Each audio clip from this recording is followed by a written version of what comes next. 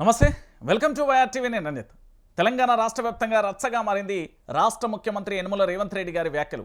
దీంతో తెలంగాణ రాష్ట్ర వ్యాప్తంగా ఉన్న ప్రతిపక్ష పార్టీలన్నీ కూడా బీఆర్ఎస్ పార్టీ కానీ భారతీయ జనతా పార్టీ కానీ ఒక్కసారిగా AK-47 బన్నుతో పూర్తి స్థాయిలో కూడా బుల్లెట్లు వదిలినట్టు అయిపోయింది పూర్తిగా తెలంగాణ రాష్ట్ర వ్యాప్తంగా. అసలు ఏం జరిగింది? రేవంత్ రెడ్డి చేసిన వ్యాఖ్యలకు సంబంధించి పూర్తి స్థాయిలో రాష్ట్ర వ్యాప్తంగా కూడా రాజకీయం కల్లోలగా మారిపోయిందా అంటే అవుననే సమాధానం చాలా స్పష్టంగా వినబడుతుంది. అసలు ఏం జరుగుతుంది, ఏం కథ అనేది ఒకసారి మనం చూసే ప్రయత్నం అయితే చేద్దాం. పూర్తి స్థాయిలో కూడా ఇక్కడ రేవంత్ రెడ్డికి సంబంధించి BRS party working president KTR పూర్తి స్థాయిలో కూడా ఎలా విమర్శలు చేశారు ఏంటి అనేది కూడా చూసే ప్రయత్నం అయితే చేద్దాం. ఏంది అంటే పూర్తిగా తెలంగాణ రాష్ట్ర వ్యాప్తంగా నిన్న జరిగిన కొన్ని పరిణామాలను ఒకసారి చూద్దాం.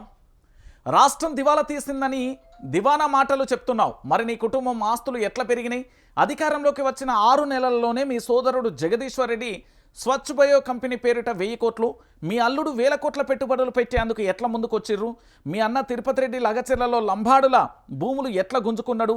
దివాలా తీసిన మీ వియ్యంకుడికి చెందిన కంపెనీ అప్పు మీరు అధికారంలోకి రాగానే ఎలా రుణమాఫీ అయింది? మీరు నివాసం ఉంటున్న జూబ్లీ హిల్స్ ప్యాలెస్ 3 ఇంతలు ఎట్లా పెరిగింది అంటూ బీఆర్ఎస్ పార్టీకి సంబంధించిన వర్కింగ్ ప్రెసిడెంట్ చాలా కీలకమైన అంశాలను అడిగింది. ఏంటి అనేది మళ్ళొక్కసారి చూడాలి. ఎందుకంటే తెలంగాణ రాష్ట్ర వ్యాప్తంగా కూడా రాష్ట్ర ముఖ్యమంత్రి యనమల రేవంత్ రెడ్డి ఏం చేసిండే అంటే పూర్తి స్థాయిలో ఒక సంచలనమైన వ్యాఖ్యలు చేసిండు. ఆ సంచలనమైన వ్యాఖ్యలు ఏంటి, ఎందుకు చేయాల్సి వచ్చింది? ముఖ్యమంత్రి పదవిలో ఉన్న ముఖ్యమంత్రి రాష్ట్రానికి సంబంధించిన పెట్టుబడులు వస్తున్నాయి, రాష్ట్రానికి సంబంధించి పూర్తి స్థాయిలో అభివృద్ధి జరుగుతుంది. గతంలోనే మన తెలంగాణ రాష్ట్ర ముఖ్యమంత్రి యనమల రేవంత్ రెడ్డి విదేశీ పర్యటనలకు కూడా వెళ్ళిన పరిస్థితి కనబడుతుంది. విదేశీ పర్యటనలకు వెళ్ళినప్పుడు భారీగా పెట్టుబడుల సమీకరణ జరుగుతుంది, భారీగా కూడా పెట్టుబడులను తీసుకొస్తున్నామంటూ అనేక రకాలుగా అనేక సందర్భాలలో కూడా చెప్పిన పరిస్థితి మనం విన్నాం. సో ఇక్కడ జరిగే విషయం ఏంటంటే తెలంగాణ ప్రాంత ప్రజలందరం కూడా ఒకసారి ఆలోచించాల్సింది ఏంటంటే రాష్ట్ర ముఖ్యమంత్రి హోదాలో దావోస్కు వెళ్ళి తెలంగాణ రాష్ట్ర ముఖ్యమంత్రిగా పనిచేసిన మాజీ ముఖ్యమంత్రి కల్వకుంట్ల చంద్రశేఖరరావు తెలంగాణ రాష్ట్రాన్ని అప్పుల పార్లుగా మార్చేసిండు అంటూ ఆరోపణ చేసిండు. దాంతో పాటుగా ఈ దేశంలో జరిగే జాతీయ అంతర్జాతీయ ప్రెస్ మీట్లలో కూడా జాతీయ మీడియాతో కూడా పూర్తి స్థాయిలో కూడా తెలంగాణ రాష్ట్రం అప్పుల పాలైపోయింది, అప్పుల రాష్ట్రం చేసిండు, అప్పులు అప్పులు అప్పులు అంటూ పూర్తి స్థాయిలో ఈ యొక్క తెలంగాణ పరువును ప్రతిష్టను బజారు పాలు చేసే ప్రయత్నం చేసిండు ముఖ్యమంత్రి యనమల రేవంత్ రెడ్డి. సరే, మొత్తానికి ముఖ్యమంత్రి ఏమన్నాడు? ఎక్కడికి వెళ్ళినా అప్పు పుడతలేదు, ఇక ఆర్టీసీ కార్మికులకి ఏం చేసుకుంటారో చేసుకోర్రి, నాకైతే అప్పు పుడతలేదు, ఎక్కడికి వెళ్ళినా మనల్ని దొంగోళ్ళని చూసినట్టు చూస్తాలు, ఆఖరికి చెప్పులు ఎత్తుకపోయేటోళ్ళు చెప్పులు మోసుకపోయేటోళ్ళు లెక్క చూస్తున్నారు, వీడత్త ఏం అడుగుతాడో ఏమి ఇవ్వాలో అని మనకు అపాయింట్మెంట్ ఇస్తలేడు అంటూ ముఖ్యమంత్రి యనమల రేవంత్ రెడ్డి గారు చాలా స్పష్టంగా చెప్పాడు. అయితే ఇక్కడ విషయం ఏంటి అంటే సరే, ముఖ్యమంత్రి యనమల రేవంత్ రెడ్డి రాష్ట్ర ఆర్థిక పరిస్థితి బాగోలేదని చెప్పిండు. సరే, మరి రాష్ట్ర ఆర్థిక పరిస్థితి బాగోలేనప్పుడు వాళ్ళు అధికారంలోకి రాగానే వాళ్ళ యొక్క కుటుంబ ఆస్తులు ఎట్లా పెరిగినాయి అనేది కేటీఆర్ ప్రశ్నించాడు. ఎస్, ఇక్కడ పూర్తి స్థాయిలో కూడా వాళ్ళ ఆస్తులు ఎట్లా పెరిగినాయి? కేవలం 6 నెలల కాలంలోనే వాళ్ళ సోదరుడు అంటే రేవంత్ రెడ్డి గారి సోదరుడు జగదీశ్వర్ రెడ్డి ఉంటాడు. ఆయన స్వచ్ఛ బయో కంపెనీ పేరిట 1000 కోట్ల రూపాయలు పెట్టడానికి ముందుకొచ్చాడు. 6 నెలల కాలంలో 1000 కోట్ల రూపాయలు ఎట్లా వచ్చినాయి అనేది ప్రశ్న. రెండోది, వాళ్ళ అల్లుడు ఉన్నాడు కదా, వాళ్ళ అల్లుడు 1000 కోట్లు పెట్టేందుకు ముందుకు వచ్చారు, వాళ్ళ కుటుంబ సభ్యులే ఇదంతా. దాంతోపాటు వాళ్ళ అన్న తిరుపతి రెడ్డికి సంబంధించి లగచెర్ల భూములను గుంజుకోవడానికి గుంజుకుంటున్నాడు అంటూ ఒక ఆరోపణ చేసిండు. మళ్ళీ వాళ్ళ వియ్యంకినికి సంబంధించి అప్పు ఉంటే అది మాఫీ అయింది అంటూ కూడా చెప్పిండు. 4 అంశాలు చాలా క్లారిటీగా కూడా చెప్పిండు. అంటే రేవంత్ సర్కార్ అధికారంలోకి రాగానే వాళ్ళ కుటుంబ ఆస్తులు గణనీయంగా పెరిగాయి అంటూ ప్రధానమైన అంశం విన్నాం. దాంతోపాటు పూర్తి స్థాయిలో కూడా జరుగుతున్న ఎపిసోడ్లలో ఇందులో ప్రధానంగా కూడా నిన్న ఏదైతే కేటీఆర్ ప్రెస్ మీట్ పెట్టిండు, కేటీఆర్ ప్రెస్ మీట్కు సంబంధించి ఒకసారి చూద్దాం. ధరలు పెంచుడు కాదు, బుర్ర పెంచుకో, దొంగ చేతికి తాళాలు ఇచ్చింది కాంగ్రెస్ పార్టీ. అధికారంలోకి వస్తామని అనుకోకుండా అడ్డగోలు హామీలు, ఇప్పుడు ఏం చేయాలో తెలియక దొంగ మాటలు. ఇక కొనుక్కు తినడానికి నువ్వు కోసుకొని తినడానికి నువ్వు కోత మామిడికాయనా? నిన్ను తినుడు కాదు, నువ్వే రాష్ట్రాన్ని కాల్చుకొని తింటున్నాం. ఢిల్లీకి మూటలు పంపుడు అయితలేదు, దివాలా తీసిన అని ఐపీ పెట్టిపో అంటూ కూడా పూర్తి స్థాయిలో చెప్పిన పరిస్థితి కనబడుతుంది. ఏంటి అంటే పూర్తి స్థాయిలో ధరలకు సంబంధించి వాటిని మేస్తాం వీటిని మేస్తాం వాటిని మేస్తాం అంటూ చెప్తున్న పరిస్థితి కనబడుతుంది. ఏంటి అంటే ధరలను పెంచుడు కాదు, పూర్తి స్థాయిలో పరిపాలన ఎట్లా చేయాలి, పరిపాలనకు సంబంధించి ఎట్లా జరిగితే బాగుంటుంది అనే విషయాన్ని పక్కన పెట్టి కేవలం ఇక్కడ ఏం జరుగుతుంది, ధరలకు సంబంధించి పెంచుడు కాదు బుర్ర పెంచుకో అంటూ ఒక వ్యాఖ్యలు చేయడం కానీ, దొంగ చేతికి తాళాలు ఇవ్వడం కానీ, అనుకోకుండా కాంగ్రెస్ పార్టీ అయితే అధికారంలోకి వచ్చింది. ఇది అందరికీ తెలిసిన విషయం. సో మొత్తానికి తెలంగాణ రాష్ట్ర వ్యాప్తంగా బీఆర్ఎస్ పార్టీకి సంబంధించిన ప్రెస్ మీట్ పూర్తి స్థాయిలో ఒక పంచాయతీగా మారిపోయిన పరిస్థితి అయితే కనబడుతుంది. ఇక్కడ కేటీఆర్ ఏమేమి మాట్లాడిందో ఒకసారి చూద్దాం. నీ అంత అసమర్థ పాలకుడు మరొకరు లేరని తేలిపోయింది. 17 నెలల్లో తెలంగాణ ఆదాయం ఎందుకు పెరగలేదు, అనుముల కుటుంబానికి సంబంధించి ఆస్తులు ఎట్లా పెరిగినాయి అని చెప్పు. మీ అన్న అల్లుడికి వేల కోట్ల రూపాయలు ఎక్కడి నుండి వచ్చినాయి, మీ వియంకుడికి కంపెనీ అప్పు ఎట్లా రైట్ ఆఫ్ అయినాయి, దివాలా తీసింది రాష్ట్రం కాదు కాంగ్రెస్ నేతల బుర్రలు, అప్పు తెచ్చి కేసీఆర్ లక్షల కోట్ల ఆస్తులు సృష్టించిండు, నువ్వు ఒక్క ఇటుకైనా పేర్చినావా, కాలువైనా తవ్వినావా, పీఆర్సీ అడిగితే ఉద్యోగులను విలన్లుగా చిత్రీకరిస్తారా, నోట్లతో దొరికిపోయిన దొంగను అంతా దొంగే అంటారు, వ్యక్తిగతంగా ఎన్ని తిట్టినా భరించినాం, అవమానాలు పడ్డాం, మమ్మల్ని ఎన్ని తిట్టినా పడుతున్నాం, కానీ తెలంగాణ ప్రతిష్టను దెబ్బతీసేలా మాట్లాడితే మాత్రం సహించేది లేదు రేవంత్, కేసీఆర్ను దూషిస్తే నాలుక చీరేస్తాం, కేటీఆర్ హెచ్చరికలు అంటూ కూడా చెప్పిన పరిస్థితి కనబడుతుంది. 43 సార్లు ఢిల్లీకి పోయినావు, 43 పైసలు కూడా తెచ్చినావా, బీఆర్ఎస్ 10 ఏళ్లలో అప్పు కేవలం 4,17,000 కోట్లు మాత్రమే, 18,000 కోట్ల ఆదాయంతో రాష్ట్రాన్ని అప్పగించినాం, అసలు మిత్తిపై అడ్డగోలుగా అబద్ధాలు చెప్తున్నావు రేవంత్, ఎక్సైజ్ శాఖ ఆదాయం మినహా అన్ని రాబడులు తగ్గినాయి, 170 కోట్లు లక్షం ఇచ్చి భూముల బ్రోకర్లకు ఇచ్చిర్రు, రేవంత్ రెడ్డి సర్కార్ను నడుపుతున్నావా, ఢిల్లీ పార్టీ పెద్దలను పూర్తి స్థాయిలో కూడా నమ్మితే ఢిల్లీ పార్టీలను నమ్మితే గోసేనని కేసీఆర్ ముందే చెప్పింది నిజం, కాంగ్రెస్ మేనిఫెస్టో ఈ శతాబ్దపు అతిపెద్ద మోసం, బీఆర్ఎస్ వర్కింగ్ ప్రెసిడెంట్ మాజీ మంత్రి కేటీఆర్ ఫైర్ అంటూ కూడా చూస్తున్న పరిస్థితి కనబడుతుంది. ఇక్కడ విషయం ఏంటి అనేది ఒకసారి మనం చూద్దాం. అవును, కేసీఆర్ అప్పు చేసిండు. దేనికోసం అప్పు చేసిండు, పూర్తి స్థాయిలో రాష్ట్ర ముఖ్యమంత్రి హోదాలో యనుమల రేవంత్ రెడ్డి మాట్లాడిన విషయాన్ని మనం చూసాం. అయితే విషయం ఏంటి అనేది ఒకసారి మనం క్లియర్గా కూడా లోతుగా వెళ్ళే ప్రయత్నం చేస్తే ఏం చేసిండు, కల్పతరువు లాంటి కాళేశ్వరాన్ని కట్టి ధాన్యం పంచడంలో తెలంగాణను పంజాబ్ హర్యానా కంటే ముందు నిలబెట్టిండు కేసీఆర్. ఏం చేసిండు అంటే కల్పతరువు లాంటి కాళేశ్వరాన్ని కట్టి ధాన్యం పంచడంలో తెలంగాణను పంజాబ్ హర్యానా కంటే ముందు నిలబెట్టిండు. వలస జిల్లాగా పేరు పొందిన పాలమూరు గోస తీర్చేందుకు పాలమూరు రంగారెడ్డి పథకం చేపట్టి 90% పూర్తి చేసిర్రు, కానీ మీరు మోటార్లు కూడా ఆను చేయలేదు. కేసీఆర్ అప్పు చేసిండు. దేనికోసం చేసిండు, పూర్తి స్థాయిలో కూడా భారతదేశంలో తెలంగాణ రాష్ట్రం అనేది అన్నపూర్ణ రాష్ట్రంగా మార్చేసిండు. దాంతోపాటుగా కాళేశ్వరం ప్రాజెక్టును కట్టిండు. పాలమూరుకు సంబంధించి వలసలు పడుతున్నారు అంటే వలసలు పడకుండా పాలమూరు రంగారెడ్డి పథకం అయితే పూర్తి స్థాయిలో 90% పూర్తి స్థాయిలో పూర్తి చేసిండు. అవును, కేసీఆర్ అప్పు చేసిండు. 30,000 కోట్లతో మిషన్ భగీరథ పథకం తెచ్చి ఇంటింటికి మంచిళ్ళు ఇచ్చిండ్రు. కనీసం ఆ ప్రాజెక్టును నడపలేకపోతున్నాం. 1,00,000 విద్యుత్ మెగావాట్లతో ఉన్న తెలంగాణను 24 గంటల కరెంట్ ఇచ్చి వెలుగులు జిమ్మేలా తెలంగాణను మార్చిండు కేసీఆర్. అవును, కేసీఆర్ అప్పు చేసిండు. రైతు బంధు పథకం తెచ్చి 70 లక్షలు మంది రైతుల ఖాతాలలో దాదాపుగా 73,000 కోట్ల రూపాయలు వేసిండు. దాంతోపాటు 29,000 కోట్ల రైతుల అప్పును తీర్చిండు. 24 గంటల కరెంట్ ఇచ్చి 60,000 కోట్ల భారాన్ని దింపారు. హైదరాబాద్లో 36 ఫ్లైఓవర్లు కట్టినాం. హైదరాబాద్లో మెట్రో మొదటి దశ పూర్తి చేస్తున్నాం. ఓ అఖండమైన సెక్రటరియట్ను కట్టినాం. ఒక అద్భుతమైన 125 అడుగుల బాబాసాహెబ్ అంబేద్కర్ విగ్రహాన్ని నిర్మించినాం. తెలంగాణ అమరవీరుల స్మారక అమరజ్యోతిని నిర్మించినాం. అవును, కేసీఆర్ అప్పు చేసిండు. 32 మెడికల్ కాలేజీలు, 32 నర్సింగ్ కాలేజీలు పెట్టిండు. 1022 గురుకుల పాఠశాలలు ఏర్పాటు చేసిండు. ఊరూరికి రైతు వేదికలను కట్టించిండు. పల్లెన డంపింగ్ యార్డ్లను పెట్టిండు. ప్రకృతి వనం వైకుంఠధామం కట్టిండు. 32 జిల్లాలో కలెక్టరేట్లు కట్టిండు.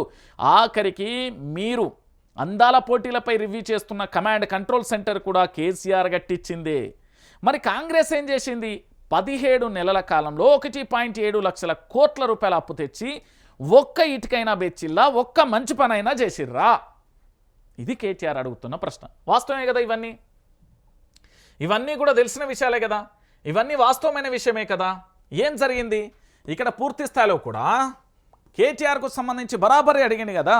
రాష్ట్ర ముఖ్యమంత్రి గారు చెప్తున్న మాటలేంది, ఆర్థిక పరిస్థితి బాగోలేదు అంటూ పూర్తి స్థాయిలో చెప్తున్న పరిస్థితి కనబడుతుంది. ఆర్థిక పరిస్థితి బాగోలేనప్పుడు మీ కుటుంబం ఆస్తులు ఎట్లా పెరిగినాయి అనేది మొదటి ప్రశ్న.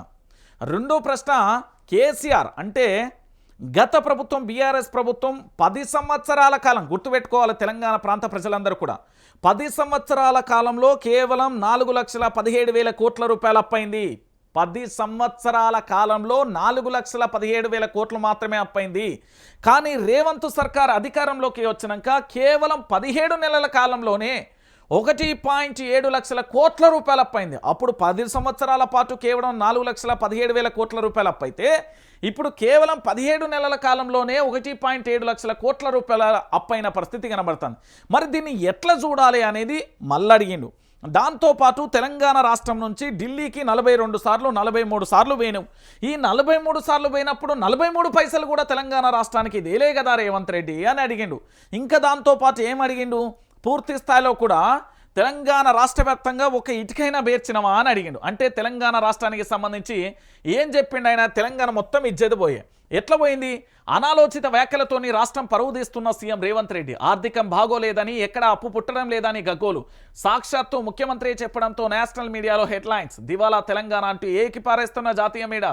తెలంగాణ కట్ ఫాలోఅవుట్ అంటూ టైమ్ నౌన్స్లో బులెటిన్ కూడా. ఇలాగైతే తెలంగాణను ఎవరు నమ్ముతారంటూ ఆర్థిక నిపుణుల ప్రశ్న. ఇప్పుడు భారతదేశంలో అభివృద్ధి చెందిన నగరాల్లో ముంబై కావచ్చు, లేకపోతే ఇతరత్ర నగరాలను చూసుకుంటే మన హైదరాబాద్ కూడా టాప్లోనే ఉంటుంది కదా. మన హైదరాబాద్ అభివృద్ధి చెందుతున్న రాష్ట్రం కదా, బ్రహ్మాండంగా అభివృద్ధి చెందుతున్నది. రైతులకు సంబంధించి ఇక్కడ వ్యవసాయానికి సంబంధించి సంపద ఉత్పత్తి జరుగుతున్నది. ఇక్కడ ఉద్యోగ అవకాశాలు దొరుకుతున్నాయి, పరిశ్రమలకు సంబంధించి వస్తున్నాయి, పెట్టుబడులు వస్తున్నాయి, కాళేశ్వరం నీళ్లు ఉన్నాయి, అనేక రకాలైన ప్రాజెక్టులు ఉన్నాయి, వాటర్ రిజర్వాయర్లు ఉన్నాయి. వీటన్నింటినీ వినియోగించుకోకుండా రియల్ ఎస్టేట్ను దెబ్బతీసి ప్రజలందరినీ కూడా ఇబ్బందుల పాలు చేస్తున్న సాక్షాత్తు రేవంత్ రెడ్డి గారు తీస్తున్న మన తెలంగాణ ఇజ్జత్ని మనమే కాపాడుకోవాలి. ఎందుకంటే తెలంగాణ రాష్ట్ర ఉద్యమంలో 1,200 మంది విద్యార్థుల ఆత్మ బలిదానాల సాక్షిగా ప్రత్యేక తెలంగాణ రాష్ట్రం ఏర్పడింది.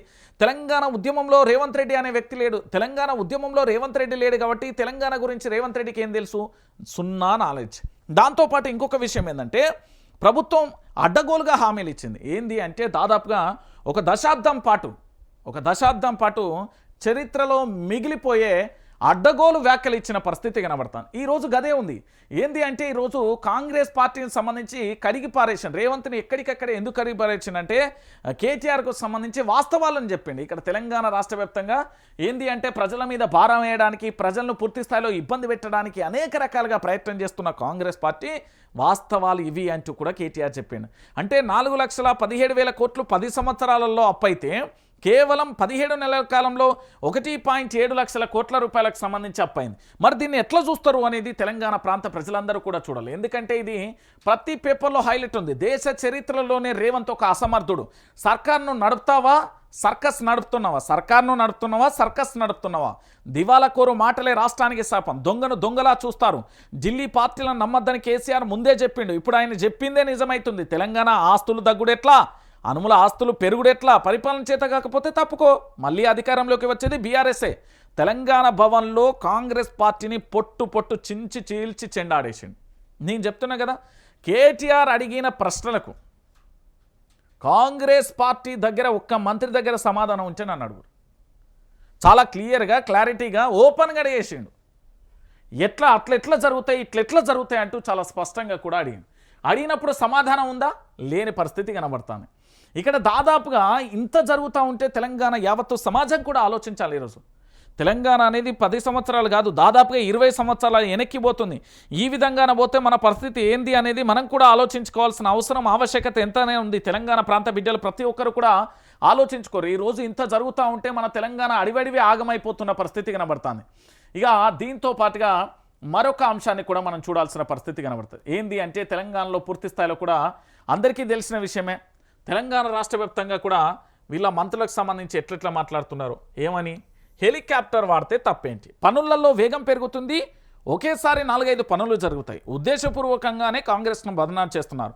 మీడియా చిట్చాట్లో మంత్రి శ్రీధర్ బాబు అంటూ కూడా చెప్పిన పరిస్థితి కనబడుతుంది. అన్న శ్రీధర్ అన్న, హైదరాబాద్కు నల్గొండకు ఎంత దూరం ఉన్నదే, మా పొచ్చోడు డైరెక్ట్ టాయిలెట్ పోయి అక్కడ పడుతుంది, గింత దగ్గర ఉన్నది. దీన్ని పట్టుకొని పూర్తి స్థాయిలో గిడికి కూడా హెలికాప్టర్ అవసరమా? ఈ నల్గొండకు హైదరాబాద్ హెలికాప్టర్ అవసరమా? మీ సొమ్ము కాదు కదన్నా, మీ సొమ్ము కాదు, అది మా సొమ్ము, ప్రజల సొమ్ము. మేము కడుతున్న మిత్తిలు, మేము కడుతున్న బాకీలు, మేము కడుతున్నాం. అవి మీరు కడతలేరు కదా, మీకు కడితే ఎందుకు ఉంటుంది? మీకు మేము మంచిగా హెలికాప్టర్లు ఇచ్చి, కార్లు ఇచ్చి, డీజిల్ ఇచ్చి, పెట్రోల్ ఇచ్చి, గన్మెన్లను ఇచ్చి, ఇల్లులు ఇచ్చి, సౌలతులు ఇచ్చి, అలవెన్సులు ఇచ్చి, నెల నెల జీతాలు ఇస్తాను. మీకు అంత రోషం పౌరుషం ఉంటే హెలికాప్టర్ వాడితే తప్పేంది అన్నావు కదా. మీరు ఇప్పుడు రాష్ట్రం అప్పుల పాలవుతున్నదిగా, మీ జీతాలను తీసుకోకూర్రి. తెలంగాణ రాష్ట్ర వ్యాప్తంగా ఉన్న కాంగ్రెస్ పార్టీకి సంబంధించిన మంత్రులు, ఎమ్మెల్యేలు, ఎమ్మెల్సీలు, ఎంపీలు మీ నెల నెల జీతాలు బంద్ చేయరి. రాష్ట్రం అప్పుల పాలైపోయింది, రాష్ట్రం ఆగిపోయిపోయింది, రాష్ట్రం ఆర్థిక పరిస్థితి బాగోలేదు, అయ్యో తెలంగాణ, అయ్యయ్యో తెలంగాణ అంటున్నారు కదా. మరి ఇంత నీతి సూత్రాలు చెప్తున్నారు కదా. మీ మంత్రులు, ఎమ్మెల్యేలకు సంబంధించి మీ అలవెన్సులను బంద్ చేయరి, మీ జీతాలను ఇచ్చేయరి, రిటర్న్ ఇచ్చేయరి, ప్రభుత్వానికి ఇచ్చేయరి ప్రతి నెల. అవి ఇయ్యరు. అమ్మో, అవి ఎట్లా? తెలంగాణ రాష్ట్ర వ్యాప్తంగా అంటే హెలికాప్టర్. ఏం హెలికాప్టర్ వాడతారండి? మంత్రి ఇష్టం ఉన్నట్టు వాడతారా? అది ముఖ్యమంత్రి వాడాల్సిన పని. ఎమర్జెన్సీ ఉండాలి వాడాలి. శ్రీధర్ బాబు వాడతారు, కోమటిరెడ్డి వాడతారు. ఆయన హెలికాప్టర్ తీసుకుపోతానంటే నేను హెలికాప్టర్ తీసుకుపోతా అంటే నేను ఏంది? ఏమన్నా ఉత్తరాయణ చిన్న పొరగాలు ఆడే గాలి మోటార్ అనుకుంటారా ఏంది అది? ఇంత దారుణమైన పరిస్థితి. మీ గాలి మోటార్కి ఎంత ఖర్చు అయింది తెలుసా? మీ గాలి మోటార్కు ఒకసారి నేను చూపెట్టే ప్రయత్నం చేస్తావు. వీళ్ళ గాలి మోటార్కు వీళ్ళు ఎంత ఖర్చు పెట్టిల్లు అనేది ఒకసారి చూద్దాం. వీళ్ళ గాలి మోటార్కు నిన్న అయిన పరిస్థితి ఏంది అంటే మీ అందరికీ తెలుసు కదా. ఇగో 100 కిలోమీటర్ల దూరానికి కూడా మంత్రులు గాలి మోటార్లు వేసుకొని 2025 జనవరి నుంచి ఏప్రిల్ 30 వరకు చేసిన సుడిగాలి పర్యటనకు జనవరి, ఫిబ్రవరి, మార్చి, ఏప్రిల్ 4 నెలల వ్యవధిలో 17.22 కోట్లయింది సారు. మీరు గాలి మోటార్ వేసుకపోతే తప్పులేదు. 4 నెలల్లో దాదాపుగా 18 కోట్లు ఖర్చు చేసిల్లు మీరు. 18 కోట్లు. ఓ హాస్పిటల్ కట్టచ్చు, ఓ యూనివర్సిటీ సెట్ చేయవచ్చు. 18 కోట్లకు ఒక భవనం కట్టచ్చు చిన్నప్పటిది. వీళ్ళట మళ్ళీ ఏంది నీతి సూక్తురాలు చెప్తారు. హెలికాప్టర్లు వాడు. హెలికాప్టర్ ఎవరన్నా 2025 జనవరి నుంచి అండి ఇజ్జత్ పోతుంది ఎవరికన్నా చెప్పుకుంటే. 2025 జనవరి 4 నెలల కాలంలో 17 కోట్లు అంటే 17.22 కోట్లు అంటే ఇక మొత్తం ఎంత అయి ఉంటుందో ఒకసారి ఆలోచించుర్రి. వీళ్ళ అధికారంలోకి వచ్చినప్పటి నుంచి ఇక దీనికి చెప్తే దానికి తప్ప దేనికి పని లేదు. ఇక సీఎం రేవంత్ అనర్హుడు, రాష్ట్ర ప్రతిష్టను దిగజార్చిండు, చేతకాకపోతే రాజీనామా చేయి, దివాలా కోరుతనంతో దిగజారుడు వ్యాఖ్యలు, హామీలు ఎగ్గొట్టడం కోసమే రేవంత్ దొంగ ఏడుపులు ఏడుస్తుండు, తెలంగాణ సమాజానికి క్షమాపణ చెప్పాలి, మాఫియాల రాష్ట్ర ఆదాయం లూటి, ఢిల్లీకి మూటలు మోస్తున్నారు, సీఎం పదవికి లంచాల కోసం మంత్రులు పోటీపడి సంపాదిస్తున్నారు, మాజీ మంత్రి జగదీష్ రెడ్డి సంచలన వ్యాఖ్యలు అంటూ కూడా చూస్తున్నాం. అవును, స్పష్టంగా కూడా మనం మాట్లాడుకుంటే రాష్ట్ర ముఖ్యమంత్రి బాధ్యతలలో సీఎం రేవంత్ రెడ్డి అనర్హుడు అని చెప్పడంలో ఎలాంటి డౌట్ లేదు.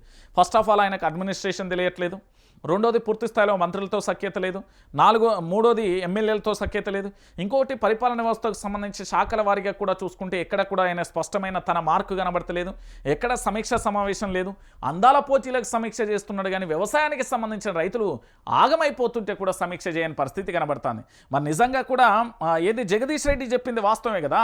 సీఎం రేవంత్ అనర్హుడు అనేది వాస్తవమైన ఇష్టం. రాష్ట్ర ప్రతిష్టను ఆల్రెడీ దిగజార్చిండు. దావోస్కు పోయి అక్కడ అంతర్జాతీయంగా తెలంగాణ పేరు ఇజ్జత్ తీసిండు, జాతీయ వ్యాప్తంగా కూడా మన తెలంగాణ ఇజ్జత్ తీసి పడేసిండు, అయిపోయింది. ఇక మొన్న రేవంత్ రెడ్డి చేసిన వ్యాఖ్యలకు ఇక బీఆర్ఎస్ బీజేపీ ఎట్లా వేసుకున్నది తెలుసా? మొత్తం బుల్లెట్లు దించేసిళ్ళు. కాంగ్రెస్ దుకాణం బంద్, రేవంత్ వ్యాఖ్యలే అందుకు నిదర్శనం, సీఎం చెప్పేవన్నీ పచ్చి అబద్ధాలు, ఉద్యోగులకు అధైర్యం నింపేలా వ్యాఖ్యలు, రాష్ట్రం దివాలా తీసిందంటూ మాట్లాడిండు. రేవంత్ వ్యాఖ్యలతో రాష్ట్రం పరువు పోతుంది, సర్కారు నడపలేమని కాంగ్రెస్ చేతులెత్తేస్తుంది, కేంద్ర మంత్రి బండి సంజయ్ కౌంటర్ అంటూ కూడా చెప్పిన పరిస్థితి కనబడుతుంది. ఏమైపోయింది? కాంగ్రెస్ దుకాణం బంద్ అయిపోతున్నది. ఎందుకు? రేవంత్ వ్యాఖ్యలే అందుకు నిదర్శనం అయిపోతున్నాయి. ఈరోజు తెలంగాణ రాష్ట్ర వ్యాప్తంగా పూర్తి స్థాయిలో కూడా మీరందరూ కూడా ఆలోచించాల్సిన విషయం ఏంటంటే కాంగ్రెస్ దుకాణం బంద్ అంటూ ఇక్కడ బండి సంజయ్ చెప్పిన పరిస్థితి కనబడుతుంది. ఇక్కడ ఈటల రాజేంద్ర ఏమన్నారు? జనానికి క్షమాపణ చెప్పి రాజీనామా చేయి, నీ మాటల వల్ల ప్రజల ఆత్మస్థైర్యం దెబ్బతింటుంది, అధిక వరి పండించే రాష్ట్రం తెలంగాణ, 1,00,000 కోట్ల బడ్జెట్ 3 లక్షల కోట్లకు పెరగడం దివాలన, సీఎం రేవంత్ రెడ్డిపై ఈటల ఎంపీ ఈటల ఫైర్ అంటూ కూడా చూడొచ్చు. దివాలా తీసిందనడం రేవంత్ పెద్ద స్కెచ్, ఇచ్చిన హామీలను తప్పించుకునే ప్రయత్నం, గ్యారంటీలను తుంగలే తొక్కేందుకు డ్రామా, పాలన చేత కాకపోతే రిజైన్ చేయి, ప్రజల పక్షాన బీజేపీ పోరాటం చేస్తుంది, చేస్తుంది, కాంగ్రెస్ ప్రభుత్వం మెడలు వంచుతాం, బీజేపీ నేత ఎలేటి మహేశ్వర్ రెడ్డి అంటూ కూడా చెప్పిన పరిస్థితి కనబడుతుంది. అంటే ఒకరు కేంద్ర మంత్రి బండి సంజయ్, ఇంకొకరు ఎంపీ ఈటల, ఇంకొకరు బీజేపీ ఎల్పీకి సంబంధించిన ఎలేటి మహేశ్వర్ రెడ్డికి సంబంధించి ముగ్గురు కూడా ప్రెస్ మీట్ పెట్టి రేవంత్ సర్కార్ను కడిగి పడేసిల్లు. నా భాషలో అడగాలంటే చించి పడేసిల్లు. అసమర్థమైన ఆలోచనలు, అసమర్థమైన నిర్ణయాలు. ఈ రేవంత్ రెడ్డికి సంబంధించి బడా స్కెచ్ ఉన్నది. ఇలా ఏంది అంటే వాళ్ళు ఇచ్చిన 6 గ్యారెంటీలు, 13 అంశాలు, 420 హామీలు ఏవైతే ఉన్నాయో వాటన్నింటినీ పూర్తి స్థాయిలో తుంగలో దొక్కే ప్రయత్నం. ఇదంతా తుంగలో దొక్కే ప్రయత్నం. వాస్తవం ఏంటంటే రాష్ట్రానికి సంబంధించి పూర్తి స్థాయిలో కూడా తుంగలో దొక్కే ప్రయత్నం జరుగుతున్నది. ఈరోజు తెలంగాణ రాష్ట్ర వ్యాప్తంగా కూడా ఏంది అంటే ఈ హామీలన్నీ మర్చిపోవాలి, రాష్ట్రం బాగోలేదని గత ముఖ్యమంత్రి కేసీఆర్ మీద వేసే ప్రయత్నం చేస్తున్నాం. కానీ కేసీఆర్ అనే వ్యక్తి 10 సంవత్సరాల 4,17,000 కోట్లు మాత్రమే చేసిండు అప్పు. మా సారు వచ్చిన కేవలం 17 నెలల కాలంలోనే 1.7 లక్షల కోట్లు చేసిండు ఈ సారు. సంవత్సరంన్నర కూడా కాలి. అంటే ఈ లెక్కన ఈయన 10 సంవత్సరాలు ఉంచితే ఏంది పరిస్థితి?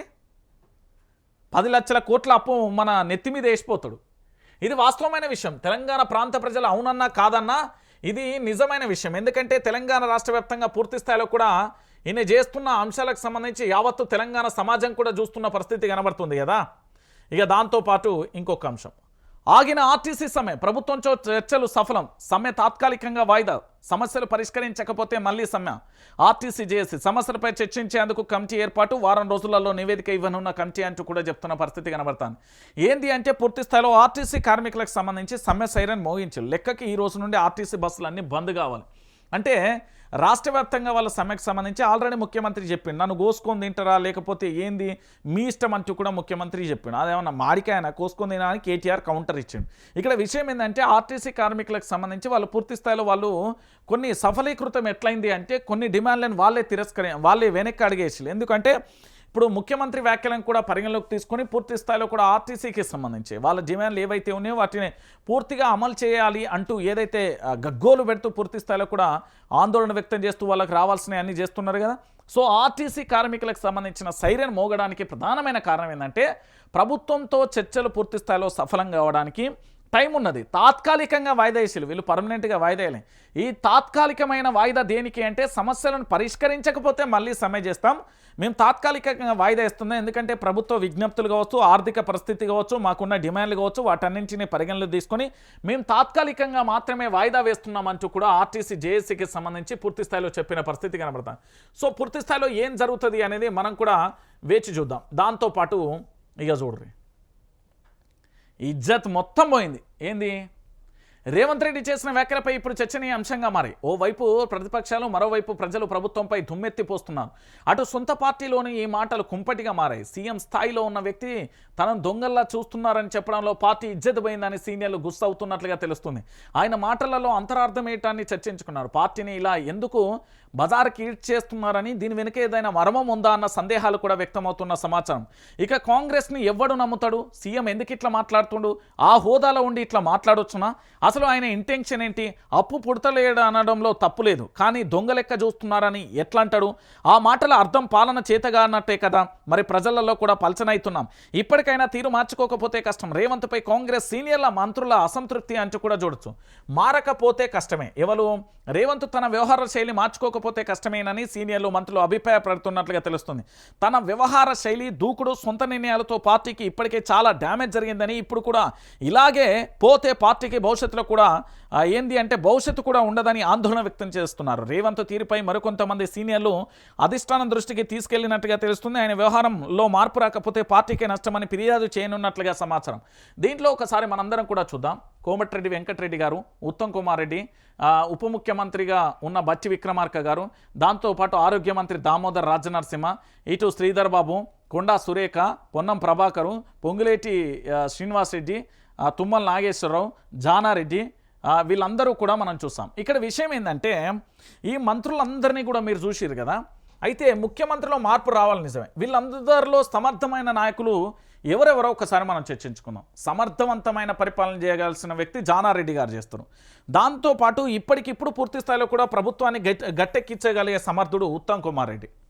పూర్తి స్థాయిలో ఉత్తమ్ కుమార్ రెడ్డి గారికి సంబంధించి పూర్తిగా కూడా మనం ఒక్కసారి ఆలోచిస్తే ఒక్కొక్కరి చరిత్ర, ఎందుకంటే జానారెడ్డి గారు కానీ ఉత్తమ్ కుమార్ రెడ్డి గారు కానీ వీళ్ళందరూ కూడా సమర్థవంతమైన నాయకులు. బట్టి విక్రమార్క కానీ దుద్దిల్ల శ్రీధర్ బాబు కానీ వీళ్ళంతా సీనియర్ మంత్రులు, తుమ్మల నాగేశ్వరరావు కానీ వీళ్ళందరూ కూడా సీనియర్ మంత్రులు. వీళ్ళందరూ కూడా ఆందోళన వ్యక్తం చేస్తున్నారంటే ఏం జరుగుతున్నది అనేది కూడా మనం ఆలోచించుకోవాలి. ఈరోజు తెలంగాణ రాష్ట్ర వ్యాప్తంగా పూర్తి స్థాయిలో కూడా మనం ఆలోచించాల్సిన విషయం ఏంటంటే, కాంగ్రెస్ పార్టీ అంటే ముఖ్యమంత్రి దొంగల లెక్క చూస్తున్నారు అంటే దాని వెనుక మర్మం ఏమైనా ఉందా? దొంగల లెక్క చూడడానికి ప్రధానమైన కారణం ఏంటి? ఎందుకు దొంగల లెక్క చూస్తాలు? ఇప్పటికే తెలంగాణ రాష్ట్ర వ్యాప్తంగా ఈ రచ్చ కొనసాగుతూనే ఉంది. మరి ఇలాంటి పరిస్థితులలో ఎందుకు అలా చేశారు అనేది ఇప్పటికీ కూడా రాష్ట్ర వ్యాప్తంగా కూడా ఒక చర్చనీయాంశంగా మారుతున్న తరుణం కనబడుతుంది. సో ఇలాగే జరిగితే అసలు పరిస్థితి ఏంటి, ఏం జరగబోతుంది, ఎలా ఉంటుంది అనేది కూడా ఆసక్తికరంగా కూడా మారిన పరిస్థితి కనబడుతుంది. సో ఇలాగైతే ఎలా అనేది తెలంగాణ రాష్ట్ర వ్యాప్తంగా పూర్తి స్థాయిలో కూడా చర్చనీయ అంశంగా మారుతున్న పరిస్థితి అయితే కనబడుతుంది. సో కాంగ్రెస్ పార్టీలో మాత్రం అంతర్గత కుమ్మలాట కాదు, ముఖ్యమంత్రికి వ్యతిరేకంగా ఒక వర్గం తయారవుతుంది అని చెప్పడంలో ఎలాంటి డౌటు లేదు. ఇక దాంతోపాటు ఇంకొక అంశం, చేత కాకపోతే దిగిపో. సీఎం రేవంత్ మాటలపై ప్రజల స్పందన. ఏడాదిన్నర దాటిన పాలనపై పట్టురాలి, పాతవి బంద్ అయినే, కొత్త హామీలు అమలు కాలే, రాష్ట్రాన్ని ఆగం చేస్తున్నాడంటున్న జనం. 10 ఏళ్లలో అభివృద్ధి దూసుకెళ్లిన రాష్ట్రం ఏడాదిలో పాతాళానికి పడిపోయిన పరిస్థితి. అప్పు కూడా పుట్టడం లేదంటున్న రేవంత్ రాజీనామాకు పెరుగుతున్న డిమాండ్. ఏది మహాలక్ష్మి, గృహజ్యోతి, యువ వికాసం, ఇందిరమ్మ ఇల్లు, చేయూత, రైతు భరోసా 6 గ్యారంటీలకు సంబంధించి రాష్ట్ర సీఎం రేవంత్ వ్యవహారంపై జనంలో అసహనం పెరుగుతుంది. ఇంటికి పెద్దలా ముందుకు నడిపించాల్సిన ముఖ్యమంత్రి రాష్ట్రాన్ని దివాలా తీసేలా చేస్తున్నాడన్న అభిప్రాయాలు వ్యక్తమవుతున్నాయి. ఏడాదిన్నర దాచినా కనీసం ప్రభుత్వంపై పట్టు సాధించలేకపోతున్నాడని జనం చెప్తున్నారు. దీనికి తోడు రేవంత్ రెడ్డి స్వయంగా ప్రభుత్వాన్ని నడపడం ఇబ్బందిగా ఉందని, తన మొహం చూసి ఎవరో అప్పు కూడా ఇవ్వడం లేదని దొంగల్లా చూస్తున్నారని చెప్పడంలో ప్రజలు అసహనం వ్యక్తం చేస్తున్నారు. నిజంగానే పాలన చేయడం చేత కాకపోతే దిగిపో అన్న డిమాండ్ కూడా వినపడుతున్నాయి. అటు ప్రతిపక్ష పార్టీలు బీఆర్ఎస్, బీజేపీల నుంచి కూడా రేవంత్ రాజీనామాకు డిమాండ్ చేయాలని చేస్తున్న పరిస్థితి కనబడుతుంది. నిజానికి కూడా రాష్ట్ర ముఖ్యమంత్రి హోదాలో ఉన్న యనుమల రేవంత్ రెడ్డి గారు వారి యొక్క అసమర్థమైన పాలన వల్ల, వాళ్ళ యొక్క అనాలోచిత నిర్ణయాల వల్ల రాష్ట్రం పూర్తి స్థాయిలో కుంటుపడిపోతున్న పరిస్థితి కనబడుతుంది. సో ఇలాంటి పరిస్థితులలో రాష్ట్రాన్ని గట్టెక్కించేందుకు కాంగ్రెస్ పార్టీకి సంబంధించిన మంత్రులందరూ కూడా సమావేశమై మనకి ఏ విధంగా నిధులు వస్తాయి, ఏ మార్గాల ద్వారా వస్తాయి, దాంతోపాటు సలహాదారులందరినీ కూర్చోబెట్టి చేయాల్సిన ముఖ్యమంత్రి ఈరోజు పూర్తి స్థాయిలో అటు మంత్రులు ఒక స్వరం అందుకున్నారు, ముఖ్యమంత్రి ఇంకో స్వరం అందుకున్నారు, కాంగ్రెస్ పార్టీ జాతీయ నాయకత్వం ఇంకో స్వరం అందుకున్న పరిస్థితి కనబడుతుంది. సో ఎటువైపు చూసినా కూడా అన్ని ప్రశ్నలే ఉత్పన్నమవుతున్నాయి. సో రాజీనామాకు డిమాండ్ అయితే పెరుగుతుంది. మరి ఇలాంటి పరిస్థితులలో ఏ విధంగా ఉండబోతుంది అనేది కూడా మనం కూడా వేచి చూడాలి. ఎందుకంటే రాష్ట్ర వ్యాప్తంగా పూర్తి స్థాయిలో కూడా తెలంగాణ రాష్ట్ర వ్యాప్తంగా కాదు, ఏంది అంటే తెలంగాణలో పూర్తి స్థాయిలో కూడా జరుగుతున్న పరిణామాలన్నీ కూడా మనం చూస్తే ఈ విధంగానే ఉన్న పరిస్థితి అయితే కనబడుతుంది. సో మొత్తానికి ఏం జరుగుతుంది, ఎట్లుంటుంది అనేది కూడా మనం వేచి చూడాల్సిన పరిస్థితి అయితే కనబడుతుంది. సో ఫైనల్గా ఏం జరుగుతుంది అనేది కూడా మనం కూడా వేచి చూద్దాం.